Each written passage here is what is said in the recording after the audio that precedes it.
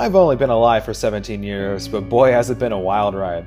I've had the opportunity to meet so many people, have so many unique experiences, and I've had the privilege of really getting a wider view on the way that society functions. Now that I've developed such a dedicated fan base, you're probably wondering how I got here in the first place. Well, they don't call this a draw my life for nothing. I was born on October 9th on a cold, windy night. My parents and my older brother, though exhausted, were excited to have another addition to the family. My dad worked middle management at a power plant, my mom was a flight attendant before she had kids, and overall my family was doing alright. We weren't rich, but we never felt like we were in a financial bind. I remember playing video games with my brother, going exploring outside, just overall having a blast. I know it's cliche to remember your childhood so idyllically, but those really were simpler times. One aspect of my childhood that was particularly formative was my parents' love of traveling. As soon as we had some free time and a little money, we would visit relatives, go to historical landmarks, we'd fly around all over the place. What this did was really introduce me to all the different types of societal structures that exist out there. The different cultures, governments, food, all of them fascinated me so much.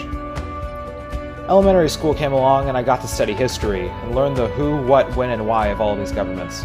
I learned how they worked. I was exposed to a variety of ideas, beliefs, and groups. It was all so fantastic. I have many fond memories of middle school. I can remember all my favorite classes like history, mathematics, dark matter production, and science. My grades were always high along with my spirits. Teachers always loved my happy attitude. I even landed a spot in the yearbook as most likely to conquer the galaxy. We were an out-there bunch, alright. Many of my friends looked up to me for my great leadership skills. Over time, I grew even more as a leader. It was all going pretty smoothly until my 14th birthday. In the days leading up to it, my parents seemed very distant. They said they had plans for my birthday, but they refused to tell me what they were. Then, early in the morning, I was woken up and my parents and my brother packed into a ship and began a very long ride.